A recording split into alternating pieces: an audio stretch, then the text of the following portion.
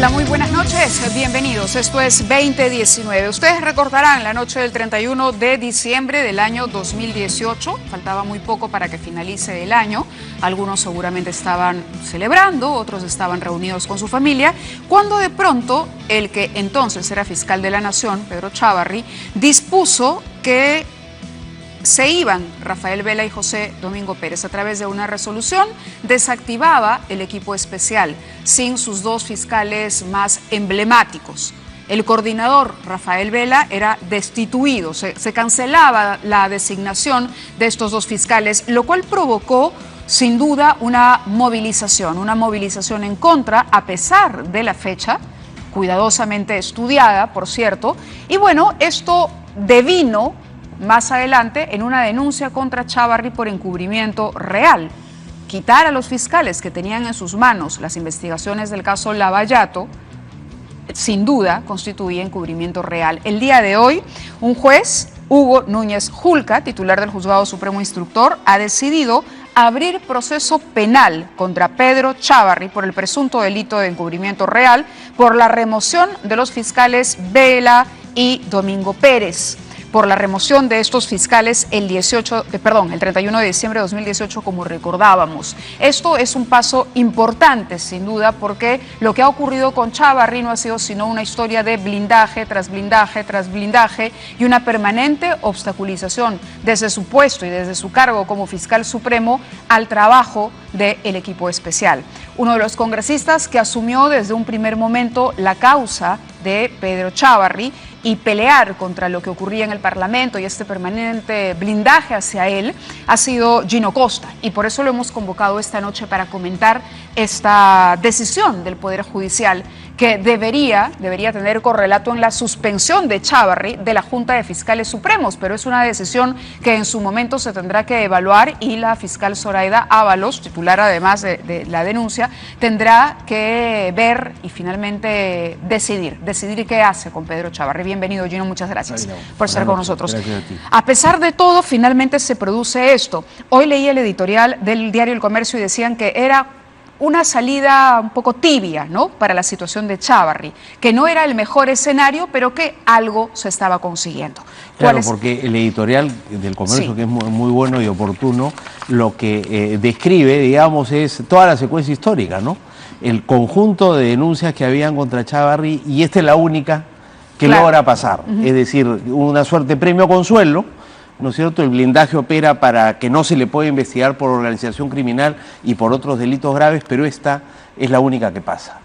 Es un delito con 4 años de prisión, que en su forma agravada puede llegar a 7, tampoco es chancay de a medio, pero digamos, de todas las denuncias contra Chávarri es la única que está en manos del Poder Judicial, en realidad en manos de la Fiscalía que hizo la denuncia ante la Corte Suprema de Justicia. Y hoy día el juez de la Corte Suprema aceptó esa denuncia y abrió proceso penal. Esa es una buena noticia, es un avance a pesar de todas las dificultades, pero había la expectativa de que la apertura de instrucción fuera acompañada por el pedido por parte de la Fiscalía de que se le suspendiera en el cargo en tanto se llevan a cabo las investigaciones. Y la razón es que los antecedentes del señor Chávarri demuestran que está en condiciones de recurrir a cualquier método, ¿no es cierto?, para protegerse, como lo ha hecho en el pasado, en relación con estos hechos y con otros. Y recientemente, la semana pasada, el viernes, un colega suyo también acusado como Chávarri de ser cuello blanco, y Rodríguez Montesa, hay que recordar que de los 5 fiscales supremos de la Junta de Fiscales Supremos, 3, Chávarri y 2 más, son sospechosos de pertenecer a esta red de los cuellos blancos. Tomás de Alves y Rodríguez Montesa son los otros dos. Según las fiscales, ¿no es cierto?, provinciales que han investigado este hecho, sí, en el Callao. Y gracias al Congreso, ninguno de los 3 está siendo investigado por pertenecer a esa organización criminal, y de los 3, el único que está siendo investigado por algo a nivel de la Suprema es el señor Chávarri. Entonces, el viernes, el Supremo Gálvez ha pedido que se remueva a Vela y Pérez, porque están haciendo un pésimo trabajo. Hoy día los ha acusado en RPP en la mañana de ser traidores a la patria, considera que el acuerdo de colaboración eficaz es lesivo para el país, etcétera, etcétera. Los argumentos son conocidos. Entonces, se suma al pedido de remoción de Gálvez Chávarri y Rodríguez Montesa el viernes de la semana pasada e intentan sorprender a la fiscal de la Nación. Felizmente que ahí ella se da cuenta que... ¿Se le puede sorprender a la fiscal de la Nación a estas alturas? No, intentan sorprender en el sentido que pretenden votar en la Junta de Fiscales Supremos si se van o no Vela y Pérez. Y ahí les recuerda, entiendo que Pablo Sánchez, por lo que he escuchado, que esa es una prerrogativa de la fiscal de la Nación y que no corresponde ayer lo que los otros fiscales aquí supremos también opinen. El ex procurador Iván Meini nos decía que no, que el tema de la destitución de Vela y de Pérez pasa por una decisión autónoma de Zoraida Ábalos. Es decir, por mucho que sean 3 contra 2, no procedería. ¿Cuál es el peligro, en cualquier caso, que se puede advertir de la permanencia y de la no suspensión de Chávarri, a pesar de esta decisión de haber iniciado un proceso? El peligro es que haga uso de su cargo, ¿no es cierto?, para obstruir las investigaciones en su contra y eventualmente lograr el objetivo que quiso llevar a cabo en el 31 de diciembre pasado, de deshacerse de estos fiscales, porque al igual que ejerciendo presión Gálvez considera que hacen un mal trabajo y que el acuerdo de colaboración eficaz es lesivo para el país, etcétera, etcétera. Y como tú sabes, si te tiras este equipo, te tiras pues el acuerdo de colaboración eficaz y todos los acuerdos que están siendo negociados. Es decir, paralizas las investigaciones en el caso Lavallato, ¿no? Exacto, y todo lo investigado y trabajado también entraría en un limbo, me imagino. Sí, porque digamos... Porque si ellos se van bajo un argumento, bajo cuestionamientos para ser destituidos, entonces habría que hacer toda una revisión, seguramente siguiendo la lógica, digamos, de eso. Sí, y mira, las personas son muy importantes. Vela y Pérez son los que han sacado adelante el acuerdo de colaboración eficaz, trabajando con sus contrapartes en Brasil, negociando con la propia empresa. Entonces, tú no haces un cambio de esta naturaleza cuando el proceso va a mitad camino, digamos, ¿no? Porque hacerlo tiene como propósito entorpecer esas investigaciones y eventualmente frustrarlas, que es lo que yo creo que pretenden estos fiscales supremos, que si no fuera por el Congreso deberían estar siendo investigados por pertenecer a una organización criminal, suspendidos en sus funciones o eventualmente hubieran podido ser destituidos e inhabilitados por el propio Congreso de la República, porque las denuncias que presentamos varios congresistas estaban destinadas no solo a que se les pueda investigar en el Poder Judicial, sino también por infracciones a la Constitución destituirlos e inhabilitarlos del cargo, porque su presencia en el Ministerio Público resulta pues claramente nociva en un proceso en el cual de lo que se trata es de sacar de esas instituciones y del Poder Judicial a los elementos contaminados con la corrupción. O sea, el gran esfuerzo de reforma judicial es ese, más que aprobar leyes en el Congreso. Hemos aprobado las leyes en el Congreso, pero de nada te sirven si tú sigues teniendo a los mismos elementos contaminados dirigiendo el Ministerio Público y el Poder Judicial. Pero es que no tenemos Junta Nacional de Justicia. Pero ese es otro tema, podemos hablar de eso, pero en relación con la reforma judicial, las leyes están ahí, pero si las instituciones siguen en manos de quienes han generado este problema de corrupción e impunidad, la reforma no va a avanzar. Congreso ya hizo su parte, pero ahora le corresponde hacer la suya al Ministerio Público. Al Ministerio Público del Poder Judicial. Pero para poder hacerlo, el Congreso tiene que dar luz verde para las investigaciones y suspender y destituir a esos magistrados. Y el Congreso no lo ha hecho. La política de blindaje ha impedido que eso ocurra. Por eso lo que se está diciendo ahora es que, ya que el Congreso no destituyó, no inhabilitó, no suspendió, si se le va a juzgar al señor Chávarri, que sea el propio Poder Judicial el que lo suspenda para sustraerlo de la posibilidad de utilizar su cargo para obstruir la acción de la justicia. Y esa es una facultad que puede, claro, que puede ejecutar al margen de lo que haya decidido el Congreso de la República. Ahí no necesita. Es autónomo el Poder Judicial para poder hacerlo. Y la puede ejercer el juez supremo, Núñez, a pedido de la Fiscalía, pero hoy día la Fiscalía no ha hecho ese pedido.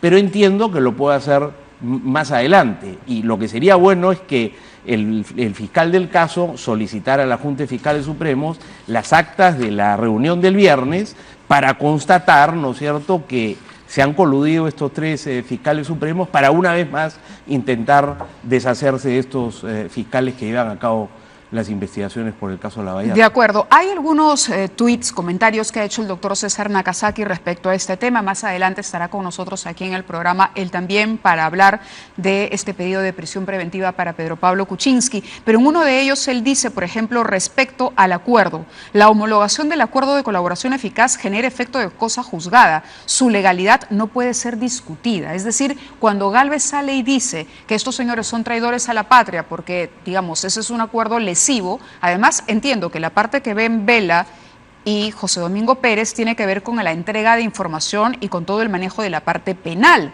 La parte de dinero lesiva para los intereses del Estado corresponde a la Procuraduría y estamos todavía a la espera de la decisión que tome la juez respecto a eso. Por ahí va. Yo estoy de acuerdo con lo que dice el doctor Nakazaki. El acuerdo de colaboración eficaz pasó por la homologación de una jueza y la jueza decretó que era válido y es cosa juzgada, digamos. Otro tuit que quería leer suyo, y bueno, el doctor Nakazaki ya está aquí en Canal N, pero me parecía pertinente para la discusión con el congresista Costa, dice: guerra de fiscales solo perjudica a la justicia, porque es una guerra de fiscales, es una situación, yo no sé si sui generis, pero a ver, que se haya ventilado por lo menos de la forma como lo estamos viendo, sí es extraordinario, ¿no?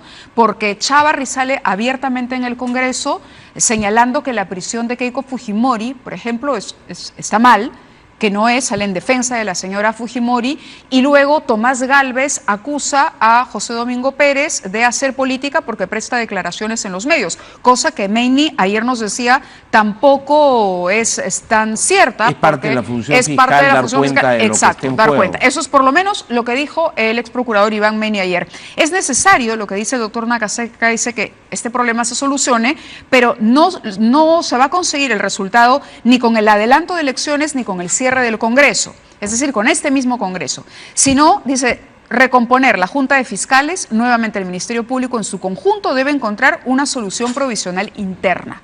Es decir, que aun cuando se dilate el tema de la Junta, el Ministerio Público podría tener en sus manos la posibilidad de hacerlo, no pero pareciera... Sí, es como el órgano máximo es la Junta de Fiscales Supremos, y ahí hay tres sospechosos de pertenecer a los cuellos blancos, que son los responsables de estar tratando de obstruir. Digamos, no es que hay un bando contra otro, hay un grupo de fiscales que están haciendo bien su trabajo, no son perfectos, cometen errores sin duda, pero digamos, han demostrado, ¿no es cierto?, y los resultados están ahí, que están haciendo bien su trabajo. Y hay un grupo de fiscales comprometidos en otra investigación de ser parte de una red de corrupción en el Ministerio Público y el Poder Judicial, que ven con malos ojos el trabajo de esos fiscales y ejercen su autoridad para neutralizarlos y eventualmente sabotear su trabajo y eventualmente destituirlos. ¿Dónde entra? Y lo importante es recordar el factor político. La pregunta ahí es, ¿por qué esos tres fiscales supremos, con esas credenciales, es decir, la sospecha de ser parte de cuello blanco, siguen con el poder que tienen en el Ministerio Público? Gracias al Congreso. El Congreso se ha negado a permitir que se les investigue y se ha negado a inhabilitarlos, destituirlos o eventualmente suspenderlos mientras se llevaban a cabo esas investigaciones. O sea que hay, digamos, lo que está ocurriendo es que el Congreso hace favores a esos fiscales supremos para que se mantengan donde están, a cambio de que, en la medida de sus posibilidades, pongan la Fiscalía al servicio de los intereses que tienen los políticos en el Congreso que han hecho posible ese blindaje. ¿Qué políticos? Habría que preguntar también. La mayoría en el Congreso. Y ese es, digamos, el gran problema que tenemos cuando vemos, oye, ¿qué pasa con los 2 próximos años que tenemos por delante? Vamos a tener 2 años más de blindaje, donde el avance de la justicia frente a la corrupción, que es el gran problema que tiene el país, no sea posible, porque tienes un Congreso que impide, ¿no es cierto?, esa depuración y esa limpieza de las altas esferas del Ministerio Público y del Poder Judicial. Eso es lo que quieren los que se niegan, ¿no es cierto?, hasta ahora a proceder a un adelanto de elecciones, porque pierden ese poder, ¿no es cierto?, que les da decidir si estos fiscales supremos o estos magistrados supremos, o por lo menos pueden a ser intentar, diría no. usted, por lo menos hacer todos los intentos desde la posición privilegiada que tienen Gálvez, Chávarri y Rodríguez Montesa. Entiendo que Chávarri ha dicho hoy que no se arrepiente de haber destituido a los fiscales incluso. Él ha dicho que no se arrepiente de lo que hizo y bueno, ahora existe una suerte de revisión de la ventaja o no del acuerdo suscrito, justamente a partir de esta discrepancia que hay respecto al retorno de una cantidad de dinero a favor de la empresa Odebrecht. Ahora, ¿eso quiere decir que usted cree que, a diferencia de lo que ha puesto el doctor Nakazaki, el adelanto de elecciones también ayudaría a mejorar la situación en el Ministerio Público? Digamos, yo creo que permitiría que esta situación se oxigenara, es decir, si tú tienes otro Congreso que no tiene la capacidad de blindaje que tiene este Congreso y este Congreso no está dispuesto a renunciar a esa capacidad de blindaje, salvo que en el marco, ¿no es cierto?, del acuerdo de gobernabilidad que dice la mayoría que quisiera tener con el Poder Ejecutivo, como primer punto se dijera, ok, se acaba el blindaje de estos 3 fiscales supremos y de los magistrados supremos. ¿Pero cree que es negociable por parte de la mayoría parlamentaria? ¿Cree que ese puede ser un punto? Yo no creo, pero como hay quienes dicen lo que necesitamos es reemplazar el adelanto de elecciones por un acuerdo de gobernabilidad por los 2 próximos años, bueno, lo primero que habría que hacer es levantar el blindaje y permitir que en el Poder Judicial se les investigue adecuadamente. Entonces, desde su perspectiva, para ir dejando claros algunos puntos, ¿usted diría que el Ejecutivo podría aprovechar esta mano extendida que algunos dicen le ha dado o le echea a Vizcarra para que Vizcarra le diga, ok, uno de los puntos es, ¿levantas el blindaje de Chávarri y compañía? ¿Podría ser? Yo creo que la mejor salida, considerando los 3 años que hemos vivido y los esfuerzos que se han hecho, ¿no es cierto?, por llegar a un entendimiento. O sea, PPK apostó por un entendimiento con el fujimorismo y Fernando Zavala fue un premier destinado a ese entendimiento y a los 13 meses estaba haciendo cuestión de confianza y Vizcarra comenzó con un entendimiento de cogobierno con Fuerza Popular y eso duró lo que duró. El caso Entonces, PPK es pero es lo que te quiero decir es, esa es mi posición, yo creo que es la mejor fórmula. Pero, que debería entrar, digamos, en esta agenda y que podría utilizar el Ejecutivo oye, negociamos un acuerdo de gobernabilidad, bueno. El acuerdo de gobernabilidad no es solo reducir el enfrentamiento entre el Poder Ejecutivo bajar el tono. y el Poder Legislativo, no es solo bajar el tono, sino impedir que el Congreso neutralice la acción de la justicia, blindando a todos los altos funcionarios. La pregunta sería, Gino, y me pongo del lado del Congreso, correcto, ese sería un planteamiento para el Ejecutivo. ¿Y qué ganaría el Congreso? Bueno, no mucho, ¿no? O sea, si sus intereses son los de blindar a cambio de tener quien los proteja en el Ministerio Público y el Poder Judicial, no van a ganar mucho. Y dentro de esa lógica, ¿no es cierto?, mejor es adelantar las elecciones para, como te digo, estar en condiciones, en un plazo más corto, de tener un Congreso que permita que se oxigene. Antes de entrar de lleno al tema de adelanto de elecciones, quería preguntarle, Pedro Pablo Kuczynski, si bien es cierto, claro, hubo ahí un tema de vacancia express y todo lo demás, él se va finalmente porque no puede responder a los cuestionamientos que había, al tema de la puerta giratoria y de la muralla china que no existía entre su actividad privada y su actividad pública. Entonces, digamos, para ser objetivos, él renuncia. Al margen de lo que haya intentado hacer el Congreso, al margen de ese juicio de valor que tengamos, él se ve obligado y acorralado a renunciar. Quería preguntarle, hoy por hoy, el equipo especial y concretamente José Domingo Pérez, al solicitar este cambio de situación de arresto domiciliario por prisión preventiva, ¿ha cometido un exceso desde su punto de vista? Con la información que yo tengo, me parece que la medida es excesiva y desproporcionada e incluso infundada. Pero, digamos, no tengo un conocimiento en profundidad del caso, pero me da la impresión de que sí. Quien lo está visitando es gente como Carlos Brus y Mercedes Araoz, que son compañeros de aventura política, y ciertamente hablarán de política porque la mayoría de sus amistades en este momento son del ámbito de la política y me imagino del mundo empresarial. Entonces es lógico, pero yo no veo que haya nada que ponga en peligro, digamos, recordar además, Mávila, que las razones por las cuales él está con arresto domiciliario es por razones de salud. Él no está... de edad y de salud. Porque la alternativa era que fuera a la cárcel, ¿no es cierto? Y se dijo, no esté en condiciones, lo estaban operando en ese momento del corazón. Entonces se le varió la medida de prisión preventiva por el arresto domiciliario. Y yo entiendo que sus condiciones de salud no han cambiado. Tendrían que haber cambiado para que se revoque la medida de arresto domiciliario, ¿no?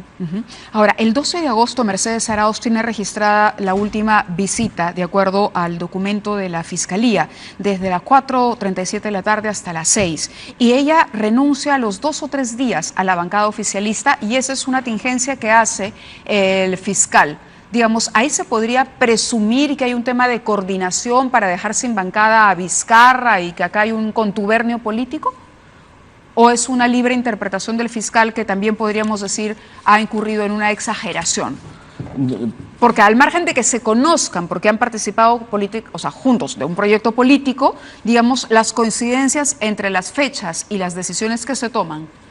Pero, ¿qué tiene que ver eso con la situación? No, se lo digo, digamos, porque es lo que está, claro, es lo que está en el documento fiscal. De PPK, ¿no? Es lo que está en el documento fiscal, que dicen: la señora Arauz visitó el 12 de agosto, Pedro Pablo Kuczynski, algunos días después renuncia.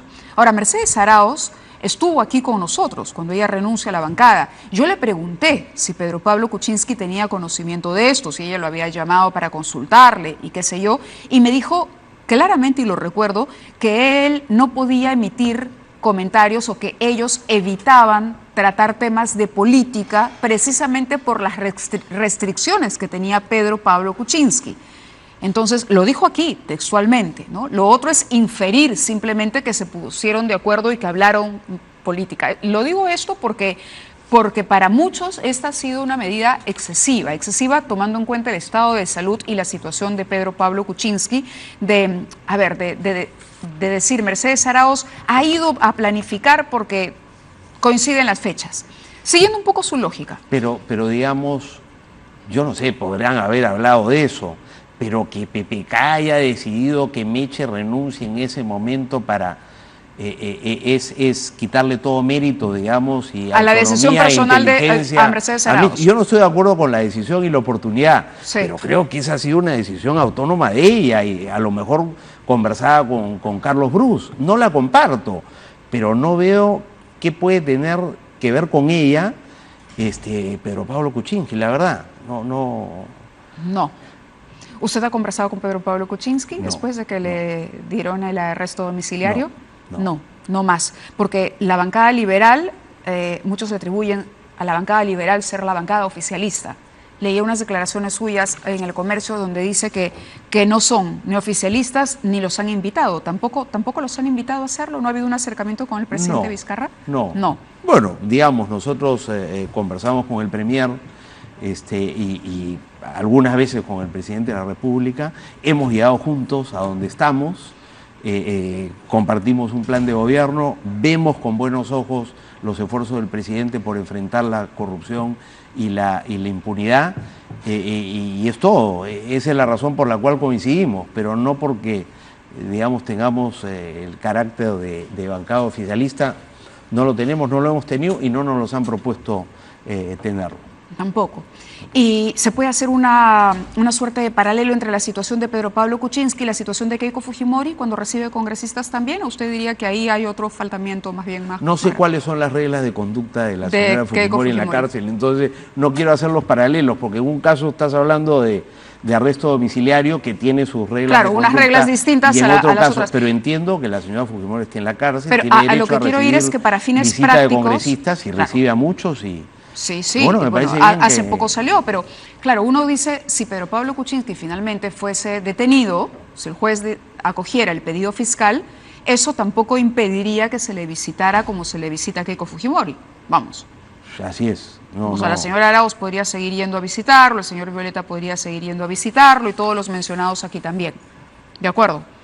Entonces, sí, claro, la situación se resume o se restringe el debate a las condiciones de salud, edad en que se encuentra el señor Kuczynski. Esa fue la razón por la cual, en lugar de privársele de su libertad, se le decretó arresto domiciliario. Lo que tendría que demostrar la Fiscalía es que esas condiciones, creo yo, han variado sustantivamente y que no hay razones de salud para que, en lugar de estar en la cárcel, esté o al revés, en lugar de estar en su casa, esté en la cárcel. Creo que esas condiciones no han cambiado. Antes de continuar y hablar del tema de adelanto de elecciones y de un titular que también está en la entrevista y por eso precisamente porque usted habla de una confrontación anterior a la era Salaverry, que está reinaugurando el actual presidente del Parlamento, tenemos en la línea al exministro de Economía, Alfredo Torne, que ha sido uno de los personajes que ha visitado a Pedro Pablo Kuczynski y de los que da cuenta el documento fiscal de José Domingo Pérez. Exministro, gracias por atender a nuestro llamado. Muy buenas noches. Muy buenas noches, Mávila.